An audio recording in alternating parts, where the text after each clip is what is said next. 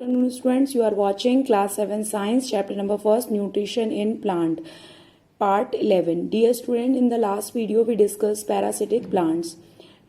Students, we know very well parasitic plants can be of two types: complete parasite and the partial parasites. So let's start complete parasite. Parasitic plants that completely depend on the host plant, means to say they do not prepare their own food by the process of photosynthesis.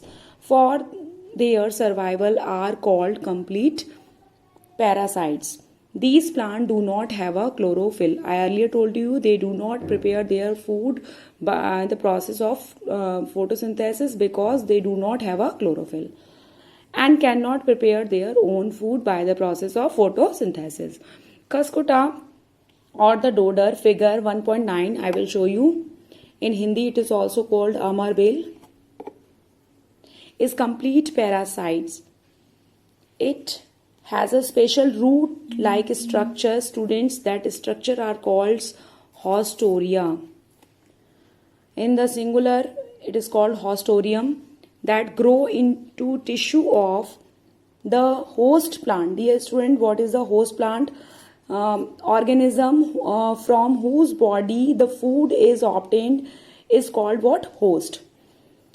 And draw nutrients and water. I will show you pictures again, dear students. Cuscuta, in Hindi it is called amar bale, is a non-green plant. It does not have a chlorophyll, so it cannot make their food own self. It long yellowish thread stems twin around the stem and branches of the tree on the climb. It has a special structure that is called what? Haustoria, which peers into the plant body on which it climb for absorption of ready-made food. Now come to the next one, dear students, partial parasites. Parasitic plants that do not depend completely, means to say these they also prepare their food by the process of photosynthesis, but for the other requirement like water, nutrients, they are dependent for the host plant. On the host plant for their survival are called partial parasites.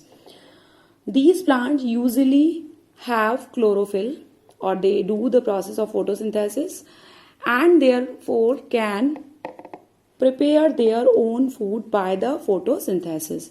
However, these plants depend on the other plants for minerals and water. Mistletoe, figure number 1.10, I will show you picture of mistletoe. Dear students, mistletoe plant have a green leaves. Mistletoe can therefore make their own food by the process of photosynthesis, but it depends on the host plant. As I told you, what is the host plant? The organism from whose body the food is obtained is called what? Host plant for the water and minerals. Dear students, mistletoe plants leaf make their own food, but this plant receive water and minerals from the host on which it's grow to synthesize food. Dear students, hope you understood complete parasites and the partial parasites. You have to read this paragraph thoroughly. Be safe, stay home. Thank you.